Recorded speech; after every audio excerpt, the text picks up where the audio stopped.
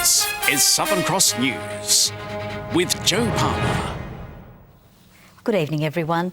A 45-year-old Mayfield man has tonight been charged with murder and is waiting to appear in an out-of-hours court. The charge comes after police overnight dug up what they believe are the remains of missing man Tyson Timothy Clark Robertson in a Launceston backyard. Forensics combing the inside and outside of this Mitchell Street home after remains were found buried in a shallow grave in its backyard last night. Police say the search resulted from interviews yesterday and comes as the investigation into missing 24-year-old Tyson Timothy Clark Robertson continues. This is a very, very distraught day for that family, no matter what the outcome of this is, and that I would ask everybody to remember that and respect that if it transpires that this is our missing person, he's somebody's son and somebody's brother. Tonight, a 45-year-old Mayfield man is behind bars charged with murder, while a 19-year-old woman has been charged with being an accessory after the fact. A 53-year-old Mayfield man has also been charged with failing to report the killing of a person. It's understood all, including the missing man, were known to each other. I think anybody would be fairly foolish to think that after being missing for so long that he is still missing, and that he hasn't come to some sort of harm at somebody else's hands.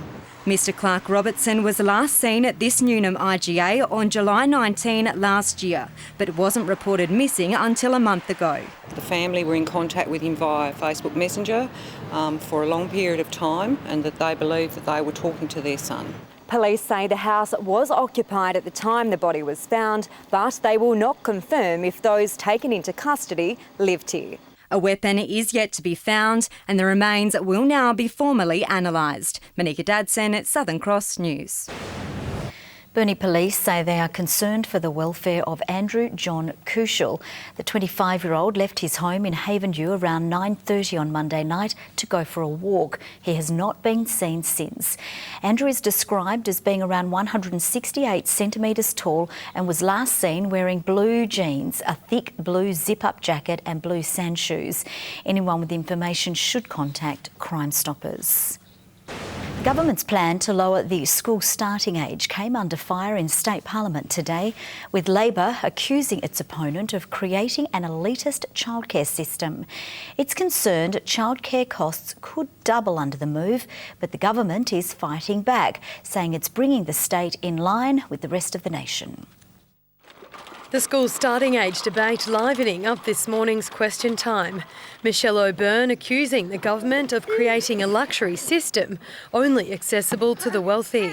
So, Premier, is it a fact that by lowering the school starting age, all you're doing is creating an elitist childcare system in Tasmania? The Premier swiftly shutting down the accusation, saying Labor's only back to its old tricks and his government's fixing what it inherited. About ensuring that Tasmanian students and their families who've not previously been engaged in a learning environment or in their education as early as they might otherwise be, are able to access that. This is about reducing costs and providing equity for Tasmanians. The opposition raising concerns that by lowering the starting age, less children will attend childcare centres.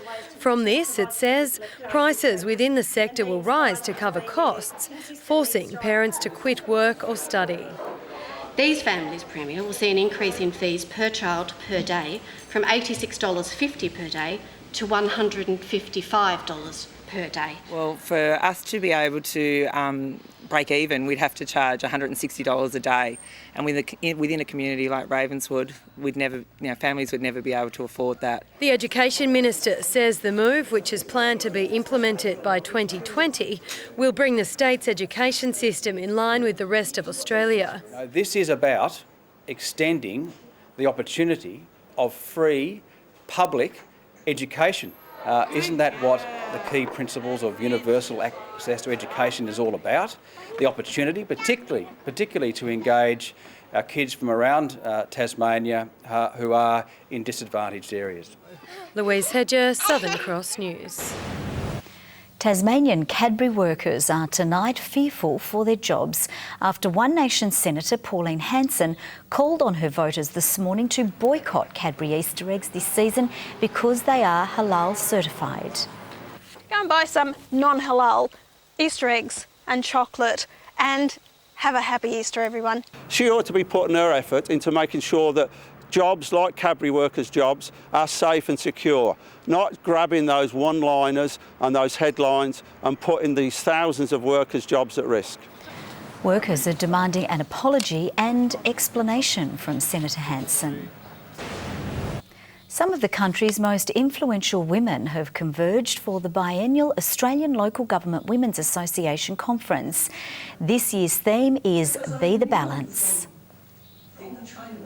The aim of ALGWA nationally is to increase women's participation in local government, both as elected members and in senior management roles. So that continues to be our aim and our theme across as long as it takes, I guess. The group hearing from a range of guest speakers. The conference continues tomorrow. A fierce competition to find Australia's best fish and chips is underway, and organisers are confident that Tasmania, because of its fine produce, is in with a fighting chance. Oh, look, it's going to create a bit of state-by-state rivalry, isn't it? You know, who's got the best fish, who's got the best chips. Lovers of the Aussie cuisine can have their say online. The finishing touches are being put on Incat's latest ship before it sets sail for Denmark. The Express 3 is a 109-metre super ferry capable of taking 1,000 passengers and 400 cars. It's one of 4 being built by Incat. Over the next 6 months, we will be putting on up to 200 extra people, bringing us up to somewhere around the 700 to 750 mark. After battling to find work, the project allowed Tasmanian Apprentice of the Year, Brady Bennett, to land a job. He considers himself lucky. Certainly do. Even after having a job after the last few years, I feel pretty lucky. He had the honour of firing up the engine today. It's expected the build will be completed on time, with delivery to come over Easter. It was a challenge set by US President John F. Kennedy in the 60s to walk 50 miles as a test of fitness. Today, Tasmanian students are rising to the same task while raising money to support a fellow classmate. Well, not quite 500 miles, just 50 in this case, but that's still more than enough to have these students shaking in their boots. Oh, pretty sore. Look, my legs, geez, they'll be sore by the end of tonight, I'm certain about that, yeah. It's an annual pilgrimage for Launceston Church Grammar's Year 12s. The walk's origins trace back to the late JFK. He said Americans were going soft, thereby laying down this 80-kilometre Kennedy March as the ultimate fitness test. A sound mind in a sound body is one of the oldest slogans of the Western world. And this year, there's a special incentive, raising money for epilepsy, after this student's sister was diagnosed with the disorder. Definitely it raised awareness for us of epilepsy being more than just fits as you would see them. After starting in Deloraine, students will walk through the night before arriving at Mowbray in the morning. It's very hard and quite really does challenge them. But it also fuels the desire to beat it. That's one of the things they all say, I'm not getting on the bus. Yeah. Tom Johnson, Southern Cross News. Now let's take a look at the day's business and finance news with thanks to Tasplan, your local super fund. The share market has eked out a tiny gain despite a sharp drop in Telstra shares. The ASX 200 index has risen by 4.7 points. And a short time ago, the Australian dollar was trading at 74.97 US cents and 107.9 New Zealand cents. Lauderdale coach Darren Winter has put North Launceston in the crosshairs following their fiery season opening clash 2 weeks ago. His team is coming off a bye to face Clarence this weekend, while 2 stars of the comp will celebrate milestone games in the Good Friday Northern Derby. He's the TSL's Mr Consistent. Launceston midfielder Jay Blackberry all set to play his 150th game on Friday against crosstown nemesis North Launceston. It's going to be a hard one. We're not going to go out and be able to win by 60 points. It's going to be hopefully a couple of goals and really exciting for the fans that come out and watch. Both sides are undefeated this season. Bombers coach Tom Couch confirming gun mid Taylor Whitford will return for his 100th game. I could not be more impressed with how he goes about it off field, and it's great that he can play his 100th game against Lonnie and in front of his family and friends. Couch today finding himself in Lauderdale coach Darren Winter's firing line. Winter accusing Couch's side of using bumper bar tactics against his team a fortnight ago. In football terms, it's you hold a play like that. I think they've got mixed up with what a bumper bar is actually meant to do. A lot of it's swinging, so that's okay. That's football. We'll deal with that next time. But no North players were cited by the umpires that day. 3 Lauderdale players were. Despite that, Winter says his players have long memories. We just won't put up with getting what they call a bumper bar 50 metres off the ball, that's for sure. North not the only ones in his team's sights. The Eastern Shore rivalry to be reignited when Lauderdale play Clarence at Blunston Arena on Saturday. I think there's a genuine dislike for each other, and we certainly love to beat them and they love to beat us. They flogged us here last time, so we've got to bounce back after that. Obviously it's a big game, there's always rivalry, they're probably targeting a few of our players, we might target a few of theirs as well. In a mini coup for Lauderdale, they'll regain star forward Ryan Wiggins for the remainder of the season after returning from interstate. Well, Tasmanian swimming sensation Ariane Titmus' star continues to rise. After claiming the national 800-metre crown on Monday night, the Launceston native backed up her efforts at the Australian Championships to claim silver in the 200 metres last night. Only Olympic gold medalist Emma McKeon was quicker. Titmus it was second and Nawati third, so really good swim from Ariane Titmus again. The 16-year-old is having the meet of her life. Also swimming. Titmus now likely to form part of the relay team. Really shocked, but 200 I knew that I wouldn't probably be with the girls at the first 100 because I haven't really got that speed, but just tried to come home as best as I can. She'll also swim in the 400 metres event. Our 4 Seabull teams won't take the court this week as the league breaks for Easter. The Hobart Chargers welcoming the layoff. Tom Garlep won't return after the break after seeing out his 3-game deal, but could be back in Hobart colours later in the year. I don't think this will be the last time you see him play for Hobart.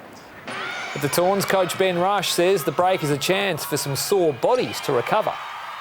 It's a nice time for people to relax, get some family time, recover the body a little bit. We do have some players who are from interstate, so they get the chance to get around and see Tassie a little bit.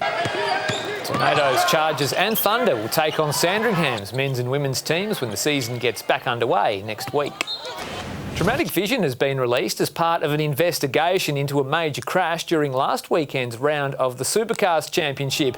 This onboard camera from Tim Slade's Holden captures the moment Fabian Coulthard clips Rick Kelly, sparking the 12-car pile-up.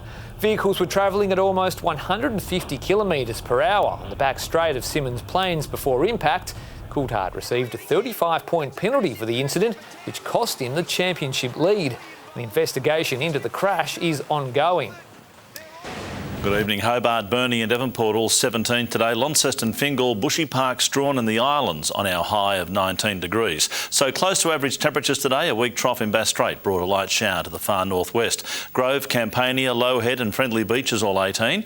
Wynyard and St Helens 17. Lyowini managed 13 this afternoon. A southerly flow produced the cloud over New South Wales, parts of Victoria and up over our region as well. Some middle cloud is streaming from the Indian Ocean over southwest WA, and the monsoon trough over the northern tropics is triggering extensive rain areas and thunderstorms over the far north. Close up, most of the cloud over Tasmania cover the north and northeast today. Tomorrow, the high has a ridge over the state with a cold front approaching from the west. A trough remains over central Queensland with others across the Bight and Western Australia. Northeast to northwest winds at 5 to 15 knots, tending north-northwesterly at 15 to 25 knots late morning and increasing to 30 knots over southern waters. So we have a strong wind warning that applies for those waters between Southeast Cape and Low Rocky Point. Forecast for tomorrow, mostly sunny for Hobart, 22 the high, a late shower for Cygnet but fine for most of the day, 21 and 23 for New Norfolk. Launceston, cloudy and 19 the top for Devonport, partly cloudy for Campbelltown, 5 overnight, 19 tomorrow. Burnie, a possible early shower, 19 the top, 20 for Strawn with a late shower moving through, and Smithton, same forecast with 19 degrees. St Helens, mostly sunny and 20, 21 degrees for Swansea and Fingal. On Friday, fine and mostly sunny apart from a light shower over the west. Another light shower on Saturday over the west and far south, mainly fine for the rest of the state. Showers in the southwest on Sunday, some possible dribbles over the far north. Sunny in Perth, Adelaide, Alice Springs and Canberra tomorrow. 23 in Melbourne after some early fog clears, a morning shower for Sydney and that possible storm for Darwin. And it's clear in Hobart, cooling down though, just 12 degrees, 14 in Launceston. Devonport now cloudy and 15 degrees. Got to say, Jo, I like that blouse you're wearing this evening. It does look strikingly familiar though. Yes, poor choice for today, considering social media. Thank you very much, Merv. Well, have a lovely evening, everyone. We will see you a little bit later with updates, but for now, good night.